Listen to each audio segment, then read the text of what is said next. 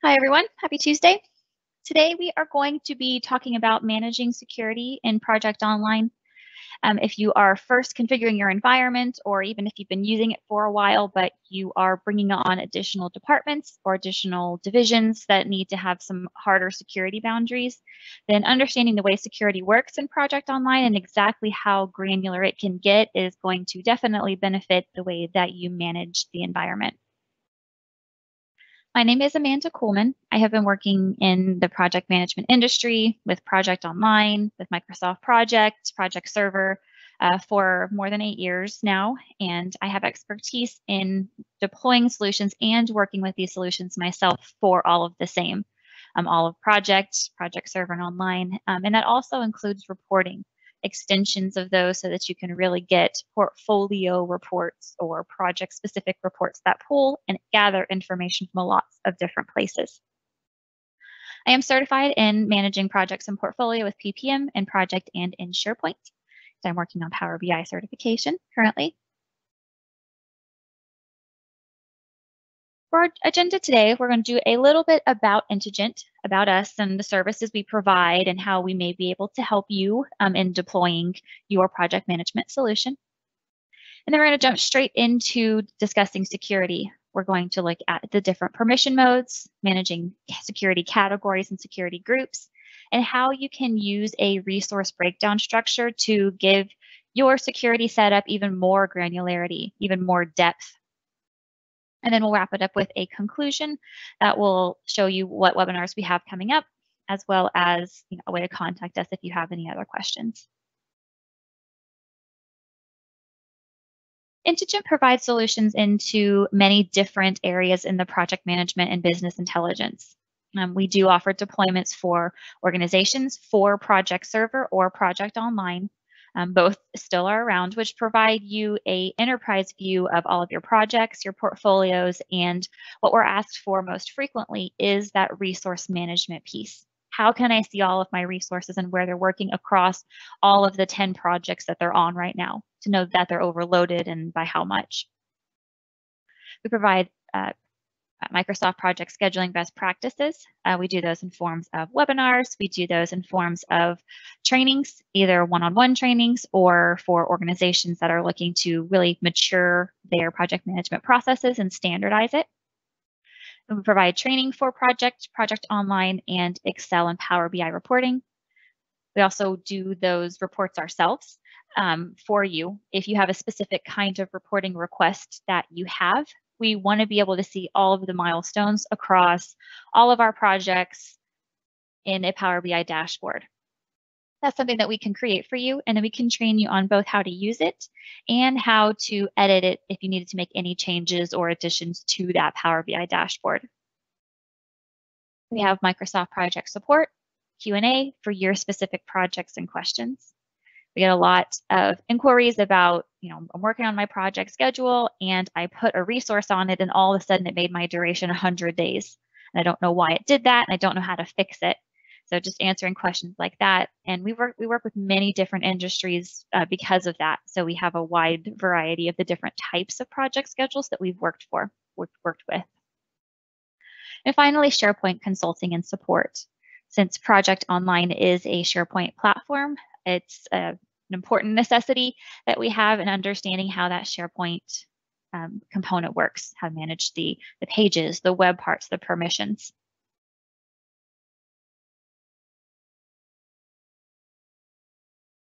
Jumping straight in to our security for Project Online, the very first thing that we need to discuss is the different permission modes.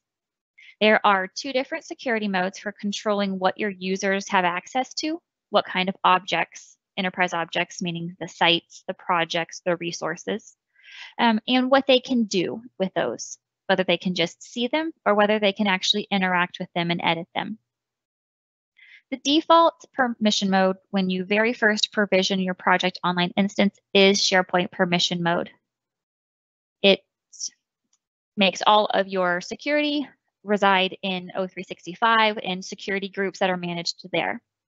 For that reason, it is not as granular of a security model. It follows more of a SharePoint permissions where they're a little bit higher level. this person can do this person can't do that, but not in specific relation to what object. They can do this on projects. They can do this action on resources. Project online permission mode or project permission mode is absolutely what I recommend that you have set for your instance. Now, with this being said, if you are currently in a project online environment that is not in project permission mode, I still very, very much recommend that you change this. And I'll show you where you can do that. But just be careful that if you change this permission mode and you do not have SharePoint admin access or site collection admin access, you could lock yourself out of project online. So whenever we do change this permission mode for clients, I always suggest to them, make sure you have an IT person, SharePoint admin on standby so that they can come and grant you permissions back. It's not a big deal, just something to be mindful of before that happens, and you have to have a scramble situation. Project permission mode gives you a much more granular set of permissions. This is where you can really say, I want my project managers to be able to see all projects in Project Online. Just see. They don't need to edit. I just want them to be able to see them. Maybe they can open the schedules. Maybe they can visit the project sites, but they need to have visibility because that's the way our organization works. It also gives you the ability to say, my project managers can see all projects, but they can only edit projects that they own or that they're the project manager for. It allows you to say, my team members or the resources on projects, can see all the projects, or maybe they can only see projects that they're on the project team for. The project permission mode is what really, really is going to give you that robust security model that Project Online can provide. When you do have your permission mode in Project Online, one way to tell is that in your PWA settings, you will see a security section down here in the bottom. If you see this section, then your permission mode is project permission mode. You can change this setting, and there are two different places depending on when your environment was provisioned and how long it's been running. One of them is editable, changeable directly in Project Online itself. It is in the additional server settings option, and there is a section for project permission mode. All you would have to do is change the switch to say project permission and click save. And again, given that you have permissions or you have IT on standby, as soon as you click save and you're able to access your environment, you'll see this security section open up for you. If your environment has been running for a while and you go to additional server settings where I show you and you do not see this option, it is something that does have to be done by a SharePoint admin in your O365 center. They can change your permission mode by looking at this site collection in particular.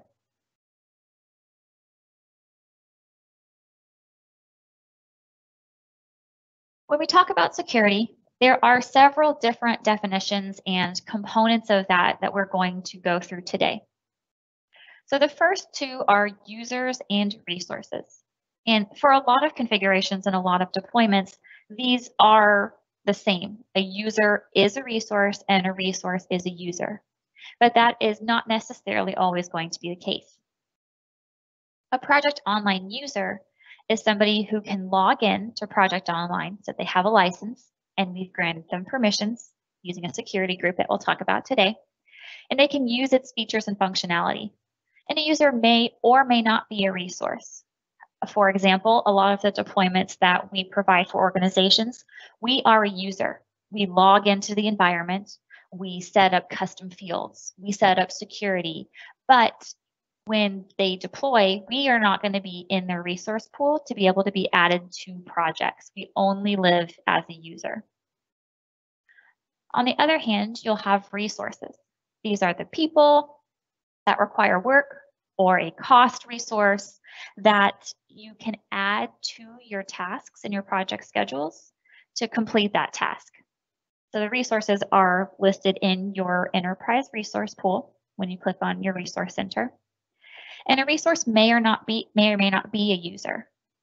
An example of this is a deployment where the project managers are the only ones in the environment.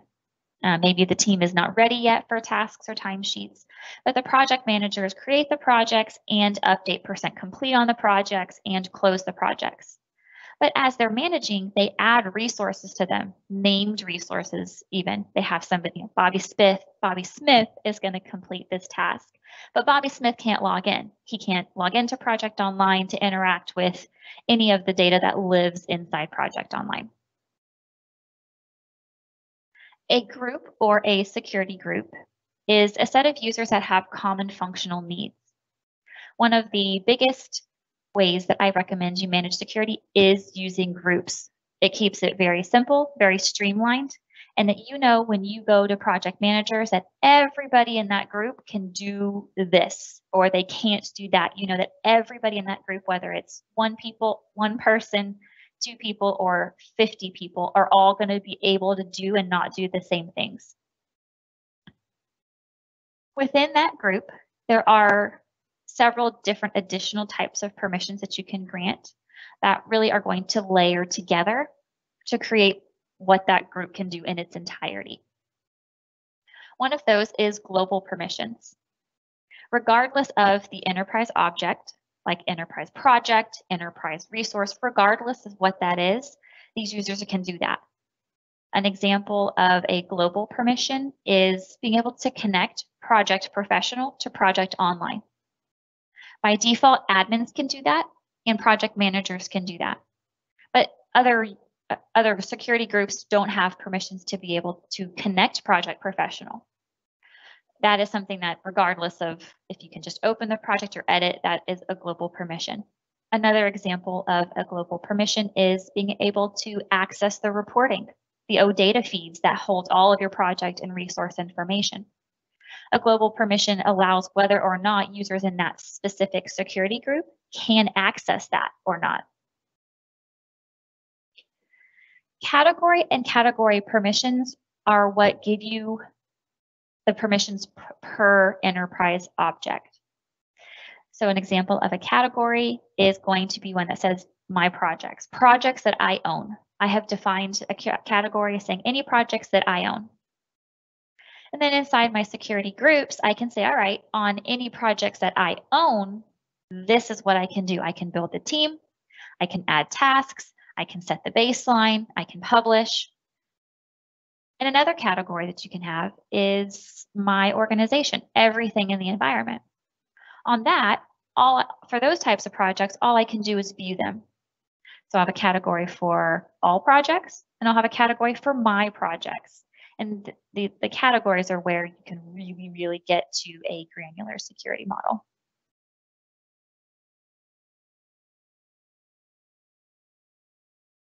So an example of what this looks like, if you are a visual learner like I am, this is an example of how you can add one user to multiple groups to give them a combined powers. Since the permissions in Project Online are additive, a user can be in more than one group and they'll get the permissions of all of those groups combined. So in this example, you'll have your user and they belong to 2 different groups.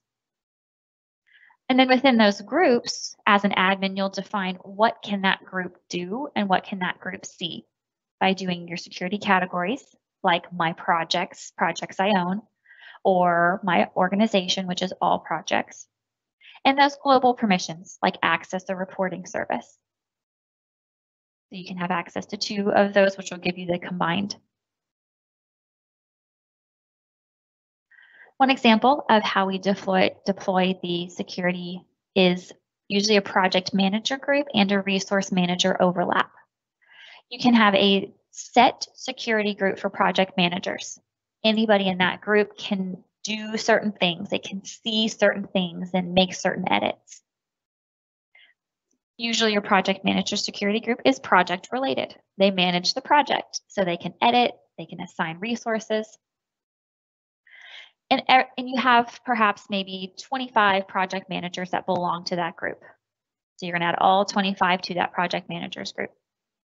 But you have a few resources that are going to kind of have double duties. They're going to manage some projects, but they also need to be able to have the ability to manage resources, whether that is approving timesheets or editing the resource information. So your resource manager security group is going to say anybody in my resource managers group can edit resources. They can approve timesheets. They can act as a delegate on behalf of somebody else. So we're going to look to define each security group in itself. And then Bobby Smith, he is going to play two roles in our environment. He's going to manage projects, so he'll get all of the permissions that we define here, and he needs to manage resources as well. So he's also going to get all of the permissions that we have set here. Maybe you have 25 project managers, so that they can all be in this security group, but you only have a handful of resource managers, maybe 2 or 3 that are going to be responsible for that. So those are the only users that you add here.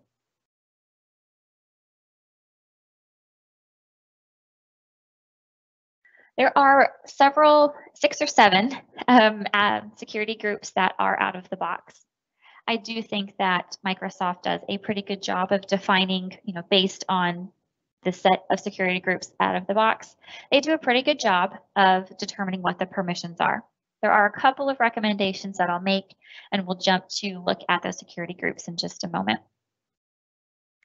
When you do have project permission mode, you'll have a section called Manage Groups. And here you can see all of the security groups that you can add users to. There are 2 ways to add users to these groups. The first one is manually. The admins, when somebody has a license, will come here and add the users to that group. The second way is to have an Active Directory sync configured in your environment. You can have Active Directory security groups set up in your O365 portal and put those group names in here. And whenever your environment does the sync, which is once every night, Microsoft determines the time of that, it'll bring in any users that have been added. So the important word there is it does bring in users. It does not inactivate when they're not there. It'll just bring them in and add them. And depending on how many users you have, how much change you have in the users of the system, can be which way you decide that you want to be able to handle your security. I usually recommend Active Directory because the users need to go through the IT process in the first place to have a license assigned to them. And this can make it a one-stop shop. The IT adds a license, and then they add them to the security group. And that can be part of the onboarding process. And then as a PWA admin, you just have to confirm that they sync over, which they should. And then you can update any information about that resource, if they will be a resource, inside Project Online, associating them with the correct timesheet manager or the correct primary role. You can also add custom security groups. This All Access PM is a custom group that we've configured. Anybody in this group can have access to edit all projects in the environment. So we have changed the permissions on this to give them more power.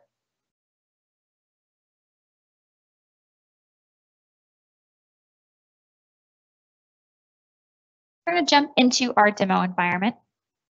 I'm going to scroll down here to server settings. And this security section here is what we're primarily going to be looking at today.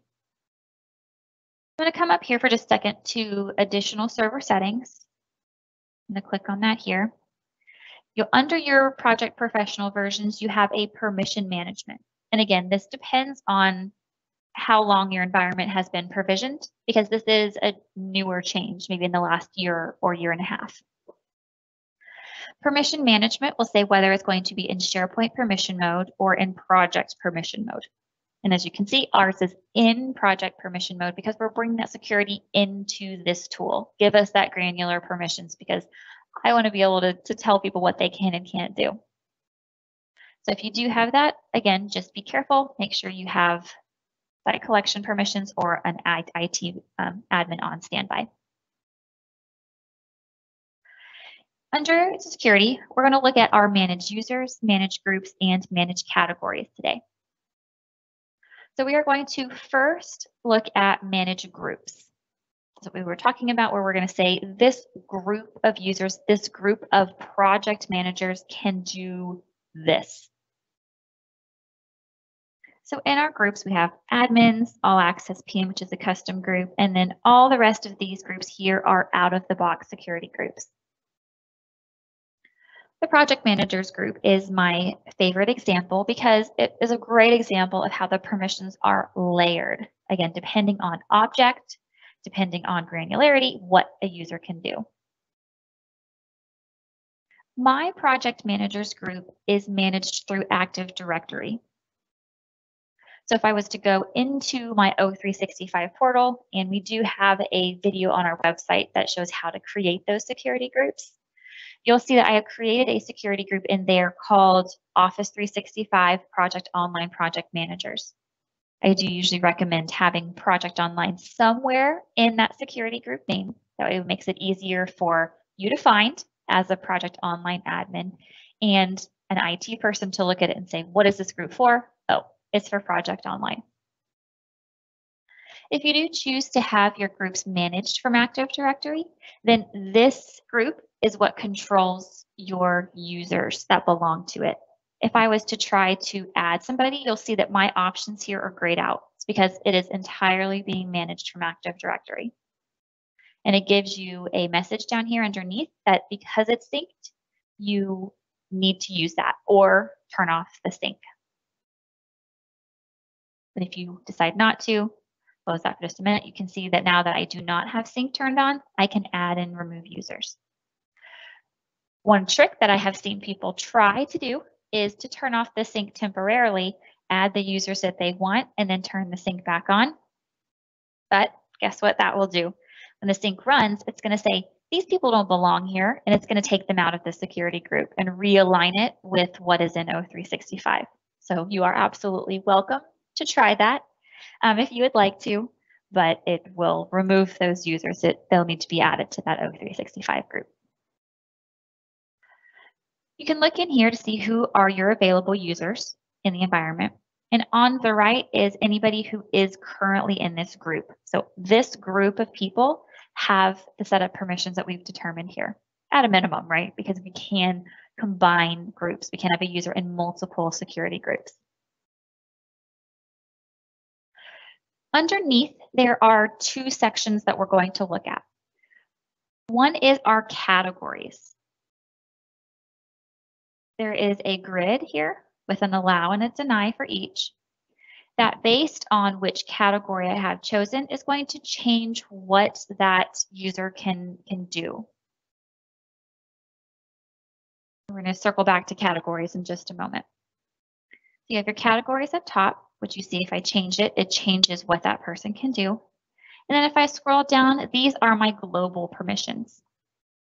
Regardless of if it's a project that I own or a project that I am on the project team for, or just a project that exists, these global permissions are going to be throughout the entire environment. And I'm going to scroll down and look at some examples. All of these at the top are admins, being able to edit custom fields, being able to edit workflows, manage security. All of these should only be checked for your admins. Under your general category, here are just some very basics. This user can log on. If this is not selected, your user will get an error that they don't have permissions to log on. It seems very straightforward, but I have seen this many times where this box is not checked. So make sure that if you give somebody permissions that you also let them log on to the environment. Being able to log on from Project Professional. This is what gives the users ability to connect Project Professional to Project Online. We haven't yet set what they can do with those projects yet, but this is just giving them the ability to connect. Accessing your reporting service. This provides, in this case, my project managers the ability to use Excel, Power BI, whatever else you use for reporting to use those OData feeds and create reports from it. Team members by default do not have access to reporting service. So if they were to go into Excel, do a get data from OData feed, they will get an access denied because they don't have access to that data. If we scroll down here, there's a section for your portfolio strategy if you're using it for portfolio analysis and portfolio planning. On a project, being able to build a team on a new project, being able to create a new project. These are all things that I'm saying that my project managers can do. If I scroll back up here, you'll see that there is your allow and your deny. There are really 3 states that you can have for a permission. One is allow, which is pretty straightforward. I'm going to allow my project managers to access reporting service. I'm going to allow them to log on. And then you have deny, which is a very hard stop. It is a very hard no. This means this person absolutely, or this group absolutely cannot do this action. And then there is the third state, which is called a soft deny. It means that neither your allow or your deny is checked. So I'm not letting them do this, which means by default they can't do it, but I am not drawing that line to say absolutely not, no matter what. So usually by checking neither box, it will give you the security mode that you want because the user will not be allowed to do that. I only see deny used in a very, very rare case. And I don't usually recommend that you check deny because in the example like we had for Bobby Smith, where he was a member of the project managers group and a member of the resource managers group, if as part of resource manager setup, I say, I'm going to scroll down here, that resource managers absolutely cannot be a delegate. They cannot act on behalf of somebody else. But in my resource managers group, I say that's their job. They're supposed to be able to act as a delegate on behalf of somebody else. Your deny will trump everything. Even if one group says they can and one group says they can't, Bobby will not be able to act as a delegate. So not checking those denies gives you a little bit of flexibility, but still does not allow the user to do what you don't want them to do. So you can see there are different sections down here again in the global permissions. For a resource, can a project manager be a delegate? Can they manage that delegation sessions to begin with? Can they add a new resource? And these down here are always when somebody can't see something or can't do something as basic as logging in is the very first place that I come. Can the security group, does it even have permissions to, and do I want them to? And down here you have your views as well, and these are usually your links on your quick launch. You can edit them also in a different place. But if, for example, your project managers don't need to see business intelligence, or they don't need to see maybe tasks or timesheets, you can hide them from quick launch, or, which is what I recommend, but you can also deselect it here so that they don't see that in their menu.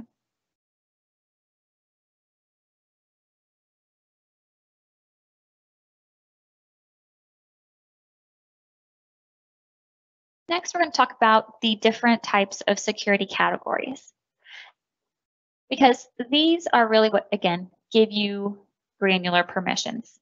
And there is a tooltip here that lets you know that select the one that you want so that you can see the differences between them. So in this example, I have 3 categories that are being used for my project manager. This should not be like that. It should be more like this. So for my organization, and we're going to look at it in a minute as what is my organization? How can you see what the definition is? But by default, my organization means all projects and all resources. That's what the definition is. I can show you how to change that in a moment. So when I select here, I can see for all projects and all resources that project managers can open a project. Whether they own it or they don't own it, they can open it. My edit is not checked, so they can't edit the project. My publish a project's not checked, or my baseline, so they can't make changes to the project, but they can open it. They can look at the schedule. And they can also view the schedule in PWA, get to the project site as a viewer, and view that project in Project Summary. And at the resource level, all resources, because we're on My Organization, they can view their enterprise resource data, any resource custom fields you have, or timesheet managers or actions. They can see that in Resource Center. And they can also look at all of those resource assignments in your assignment views, your capacity planning, your resource assignments. But they can't assign resources. They can edit at an all projects level. They can't just pick a project and do what they want. They can only view. But if I click on My Projects, which by default is defined as any projects in which the user is the owner of the project or the project manager. So if the project manager is the owner of that project, they get a lot more permissions. They can build the team, create new tasks, they can delete the project, which you can't get back, so be careful. They can edit project details. They can open the project, publish it. They get all of these permissions because I have allowed them to do that on projects that they own. If I scroll down here, at the resource level, since project managers don't own resources, they still can't make any changes to them, but they can see them. They can view their data, and they can look at resource assignments. And if I scroll down here to global, you'll notice that between all of these permissions down here are not changing because again, these are static. My tasks by default is assigned as any project that the user is a resource on that project. So a project manager has added one of these people onto their project team. If it's not a project that I own, because I'm not the owner, it's a project that another project manager owns, but I'm on that project team. I've been assigned a task. I can open the project. And I can also view it in Project Center. I can look at the project site, and I can look at the project schedule. I can't make edits to it. It's not my project. I don't own it. And they can't do any resourcing down here. But since at my projects level, they can view resource data, then as a whole, what this project manager can do is they can see all projects and all resources, including ones that they're a part of the team. And for projects that they own, they get a whole additional set of permissions.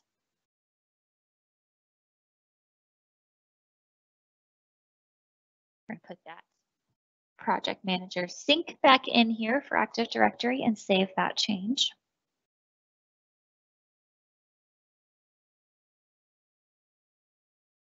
And you can see your Active Directory group sync here.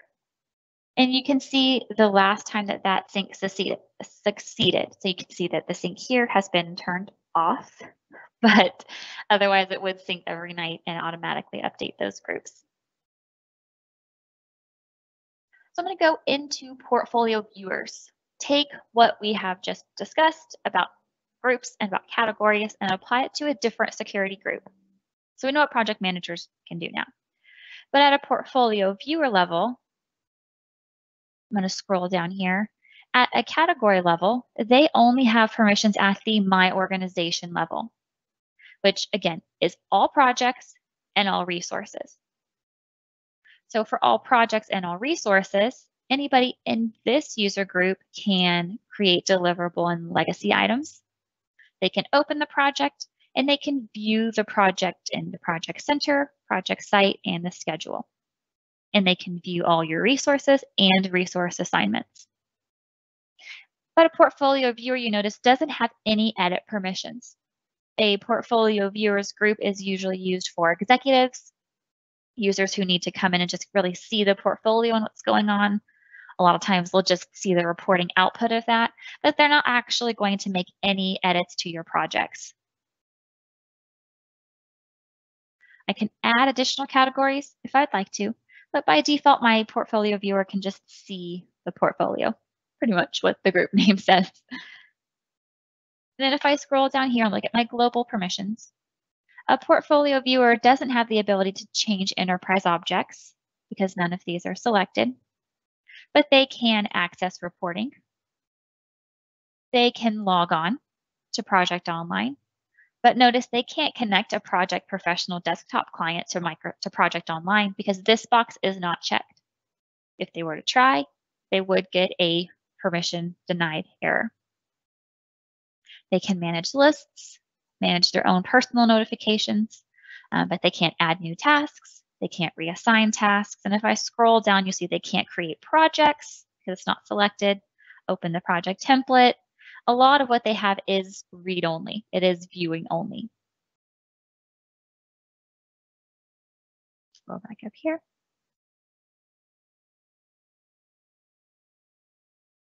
And we'll look at our team members, and we'll move on to our security categories.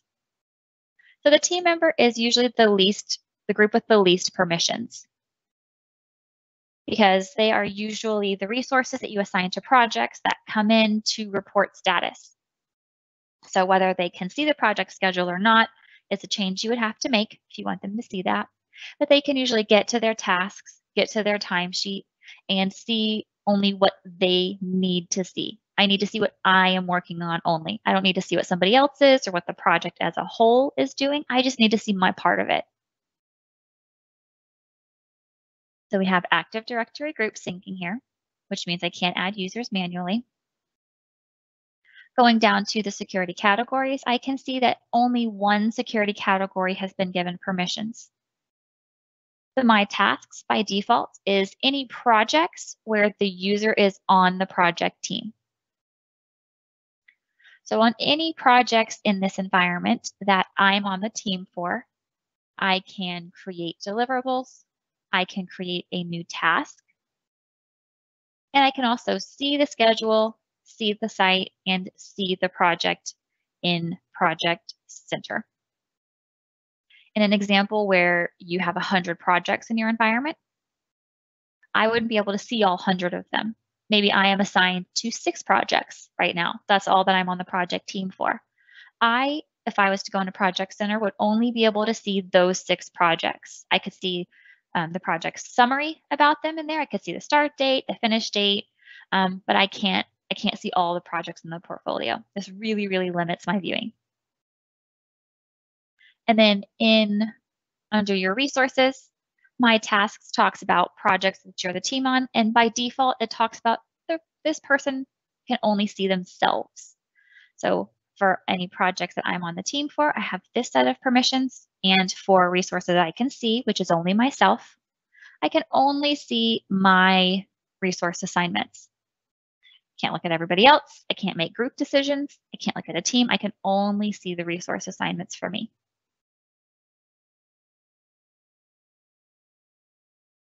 Going down to my global permissions, regardless of the object, a team member can log on, which is good, to Project Online.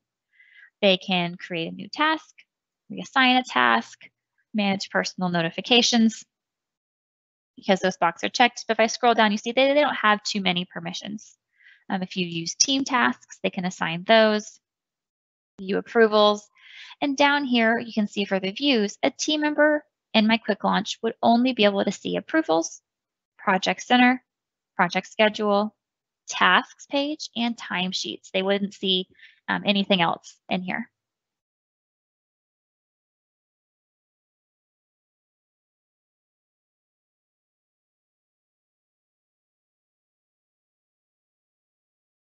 So in talking about all of those different security categories, you're probably thinking, how does she know what my organization means? How does she know what my projects means? These are defined in the Manage Categories section. I'm going to go ahead and click on Manage Categories. And these are the different categories that we were selecting as we were looking at each security group individually. So I'm going to go ahead and take a look at, let's start with my organization. I will say my organization, my projects, and my tasks, especially if you have a new Project Online deployment, will be the most common ones that you will use. I'm going to go ahead and click on my organization. And my organization, this is just the default here. I'll have a section for each category for projects that is defined as my organization and resources. This is where I have defined that my organization means all current and future projects. Or I have defined this in terms of enterprise resources at all current and future resources. So here I've defined what my organization means. And then I apply it to the different groups to say what can they do for all current and future projects and resources.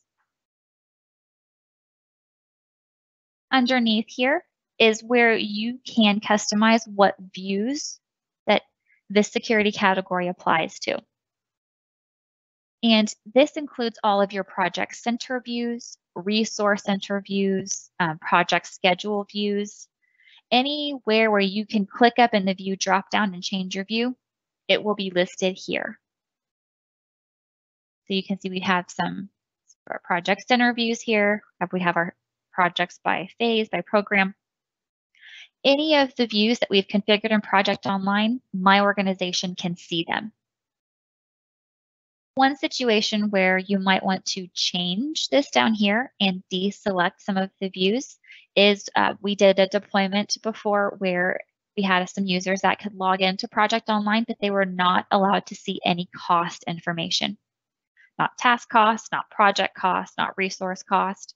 But there were other people in the environment that were internal workers that did need to see that information. So what we did was we created an internal view and an external view for things like project overview. The internal one had all of those cost fields. We had a formula field that output a KPI. We have baseline cost, actual cost, anything that needed to be cost specific, we put in there. And then we created another view for external users. And in that one, there was no cost information. It just focused on dates, on work hours, things that they did have permissions to. And as part of this category, we created a new one and we deselected any for cost for those external users, which means if they went to that dropdown, they wouldn't see summary, cost, tracking, and work. They would not see that cost view at all. So by having it checked here means that anybody with any security group with this category applied does have access to that view. You can see for my organization, which is all projects and all resources, they can also see all views.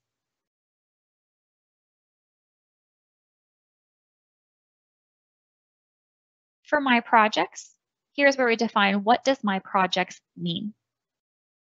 So from a projects level, it doesn't include all current and future projects because I don't want this to apply to all projects. I want it to be very specific. So it doesn't mean all current and future. So I'm going to select this one down here. And you can choose specific projects in which this security applies to. You can manually say it's this project and this project and this project. But how I like to manage security so that way it's dynamic and so it's flexible is to use your additionally dynamic options down here. So it does not mean all projects, but it does mean, and you have 5 options here, that the user is the project owner or the status manager on a project. This is how for the project manager security group, we said, all right, for any my projects, we have defined that as any projects in which the user is the owner. There are other options here that you can choose. The user is on the team, which typically applies to my tasks category and to team members. And these 3 down here are particular to the resource breakdown structure, which we'll talk about in just a minute. If you have I guess we'll talk about it now. If you have a very granular org structure, you have several departments that are using the same environment, but one department is not allowed to see the other department's data. The resource breakdown structure is what you'll want to use. And these 3 options here give you the ability to set security based on where a user falls in that structure. So we will circle back to the RBS in just a moment. But these 3 options say that the project owner is a descendant of the user in a resource breakdown structure. So thinking of an org chart again, if you have a manager and then you have a project manager and then you have a team member, that a manager can see their own projects because they own them. And if once somebody under them, a project manager under them owns the project, they can see it because that user is underneath of them in the org structure. A resource is on the team that is under the user in the RBS. Or if the owner has the same value. So managers can see another manager's projects, even if they're in different departments. For my projects in terms of resources, it means that they can see all current and future resources. Because as project managers, which is what my project applies to most frequently, I want them to be able to see and analyze any resources for that availability and capacity.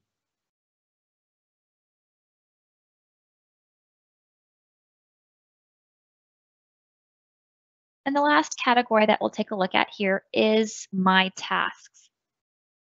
My tasks is primarily used for team members. And here's where we define what does my task mean. My tasks is not all current or future projects. It is specific for either projects you choose or dynamically projects where the user is on the team. So if a project manager has added me to the project, then I am going to be granted a certain set of permissions for that in my security group. You do have the other options here. So if you do want to make changes to your security model, you can make those changes here. Although I usually recommend leaving the out of the box ones as they are. And if you need to create any creative security permissions, creating a new category and or a new security group for those. And in terms of resources, my tasks does not mean any resources now and forever. It means dynamically, the user is the resource. So I can see myself. And then down here, you can see some of the views have not been selected. So in our security model, team members means only the resource and only projects that they are on. But if I was a team member and I was to go into a project schedule, I would not be able to see any views except close tasks to update, select for timeline, and task summary. Any of these other views would not even be available options for me in that dropdown. For Project Center, I can see these, but I cannot see any earned value. I cannot see cost or tracking or work. I can see resource assignments, the summary page. I can't see any views in Resource Center because they're not selected, but I can get to my work, to the My Tasks page. And this really says the users can see a much more limited view of the project portfolio.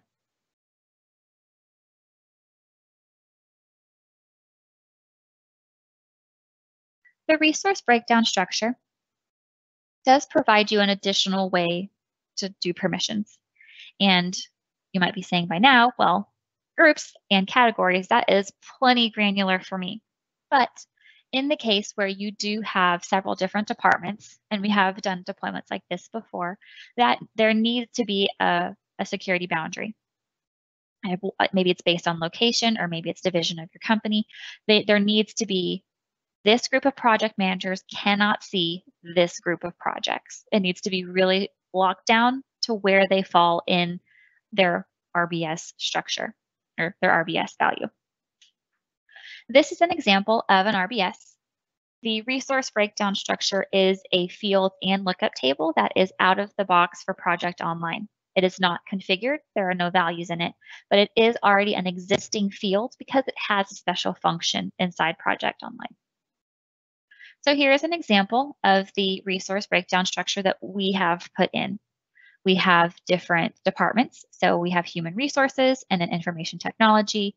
But underneath here, we have somebody that can be a director level, a manager level, and then a team member. So notice these aren't individuals. I'm not naming people by name. They're just what role they might fill. And their title might not be director. It might be VP. But they fill a role similar to a director, for example. So this can be as complex or as simple as you want, as long as there is some kind of hierarchy to it. And some I really have just seen manager, PM, team member. I guess that's similar to this, but something that keeps it very simple, but I can still associate them as with a department or with a division. These values are then associated with your resources in the resource center. So it's a resource piece of metadata that I'll show you how to edit, that for each resource, you will assign them a value in the RBS. And then you can update those categories where we just were. We'll go back there to look at where that resource falls in this structure and show them the permissions or allow them to edit projects that fall within where they land.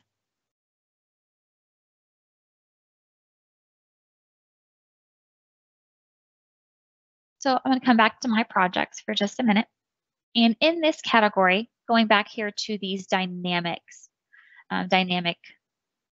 ways to apply this category. So under my projects, right now it's defined as any projects that I own.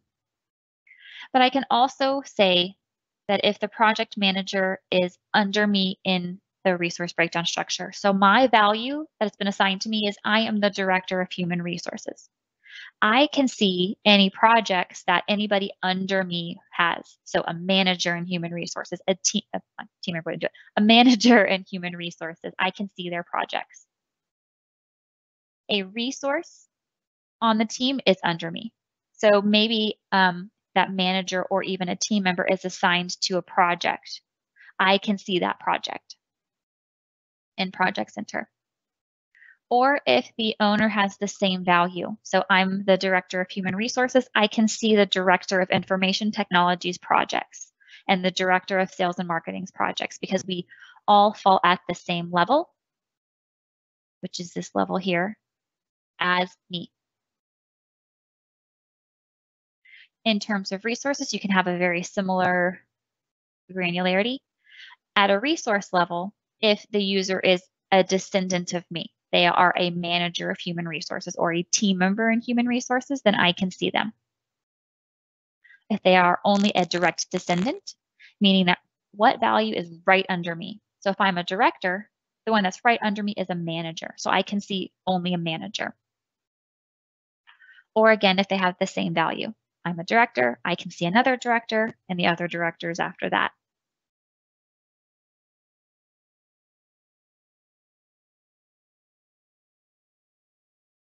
Under server settings, in your enterprise custom fields is where you will find the RBS to add values to. So you have your custom fields on top. Scroll down. So here is where you have RBS. Again, even if you have done no additional custom fields, you should see this field. If I scroll down here to my lookup tables, I'll see there is an RBS here as well. I'm going to go ahead and click on it. And I see if I scroll down here to my lookup table, that here is my set of values. So if I scroll down, if I want to make changes to it, I can see I have different departments and then a hierarchy. You'll want to use your indent and your outdent to create that hierarchy and be mindful of your levels. So when it spoke to somebody that's at the same level as me, a director is level 3. So level 3 here, level 3 here, level 3 here. So if your security says I can see projects that people at the same level as me are, this is the level that it's referring to. If you do have multiple levels in your RBS, which you should, then you need to make sure that you update your code mask to have as many lines here as you do levels. So we go down to 5. So I have 1, 2, 3, 4, 5. This defines in reporting how it will show up. For Contoso, for a team member, it'll show contoso.humanresources.director.manager.teammember because of my separator that I have set here.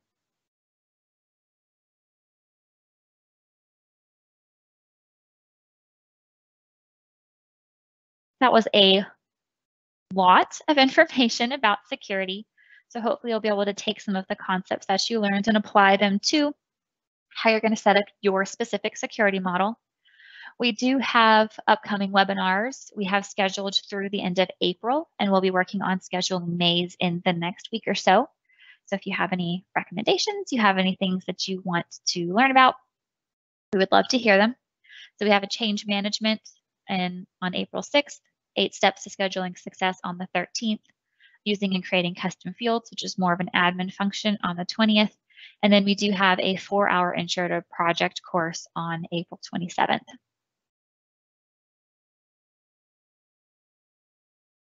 I appreciate you joining the webinar today.